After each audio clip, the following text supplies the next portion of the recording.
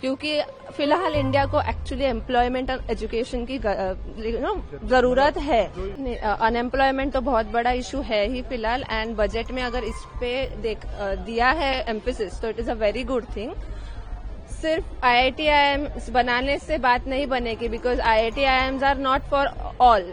Elite club के लिए या फिर बहुत ही जो होशियार है या फिर बहुत ही जो अमीर है वही अफोर्ड कर सकते हैं। तो बेसिक ग्रास रूट लेवल पे भी एजुकेशन और एम्प्लॉयमेंट के बारे में and skill development, because not all can learn, क्या बोलते हैं ना, जैसे पढ़ के हर कोई नहीं कमा सकता है। It is also about skill की कुछ इलेक्ट्रिकल कोर्स जो भी IIT यानी ITI या जो ऐसे जो इंस्टीट्यूट्स है जहाँ पे स्किल डेवलपमेंट करा के यूथ को कमाने की वो दे सकते हैं, तो उस पर भी ध्यान देना चाहिए। It's a very good thing कि एटलीस्ट बजट में एम्प्लॉयमेंट के ऊपर ध्यान दिया है। एजुकेशनल इंस्टीट्यूट्स बढ़ने चाहिए, that is a very good thing. और दूसरी चीज quality of education, that also matters a lot. मतलब सिर्फ भर के एम्प्लॉयमेंट जो भी पास आउट होते हैं every year, lakhs of students are employed still after passing. So employment after the education, that is also needs to be focused on this thing. Thank you so much. मेरा नाम नयन नागर है और बहुत अच्छी बात है कि गवर्नमेंट ने इतना यूथ की तरफ ध्यान दिया है। थोड़ा और ध्यान देने की जरूरत है। सबसे इम्पोर्टेंट मुद्दा अभी पॉपुलेशन है।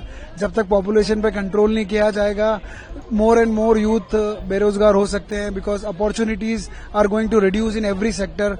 हम हमेशा से देखते हैं कि किसी भी एक रिक्वायरमेंट के लिए 10,000 लोग आके इंटरव्यू देते हैं, तो कंपटीशन बहुत ज्यादा है। बट फिर भी मैं अप्रिशिएट करूंगा कि गवर्नमेंट इस डायरेक्शन में बहुत सीरियसली देख रही है, सीरियसली सोच रही है, और ये बजट इसका उदाहरण है। देखिए, बजट जो दिया गया है वो सबको ध्यान में रख के तो नहीं दिया गया है, और खास तौर पर मिडिल क्लास को तो बिल्कुल ही अवॉइड कर दिया जाता है। और दूसरा, हमारे देश में जब इतना कर्जा है तो फिर ये सब फ्री में या एकदम से आप जो लाडली बहन योजना वगैरह आप दे रहे हैं, कर रहे हैं, आप क्यों दे रहे हैं?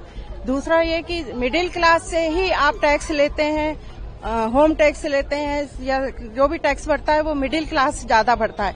बड़ा तो भरता नहीं है, वो चोरी कर जाता है।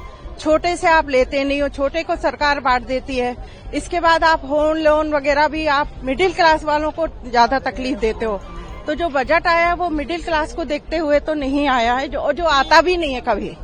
सोना चांदी पे जो ड्यूटी कम करी है उसका फर्क इतना अच्छा पड़ेगा कि सोना एक तो कम होगा, और जो आने वाले त्योहार पे जो सोना कम होगा तो ग्राहकी अच्छी बढ़ेगी। जो इतने दिनों से रुके हुए थे, बहुत सारे कस्टमर अपने घरों से पैसे ले लेके सोना लेने आएंगे, और इससे जो मार्केट में जो बाहर आएगी उसकी कोई बात ही अलग है।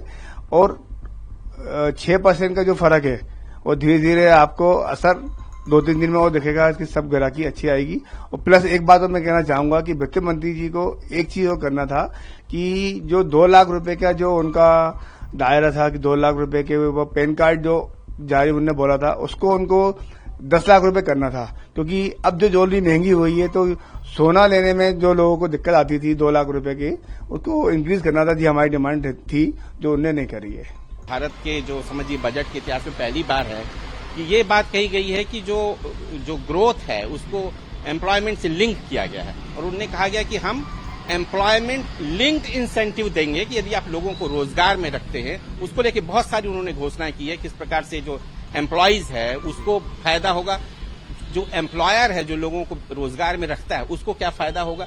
तो ये एक बड़ी बात जो हमारी अर्थव्यवस्था की एक जो विरोधाभास था कि विकास तो हो रहा था पर रोजगार पैदा नहीं हो रहा था, और इसको लेकर बड़ी जो है आक्रोश था लोगों में, युवाओं में, तो उसको जो है पहली बार इसमें एड्रेस किया गया। पहले के बजट में बोला जाता था कि भाई हाँ इतने रोजगार पैदा होंगे, पर कैसे होंगे इसका जो है खाका इस बजट में बताया गया, कैसे करेंगे।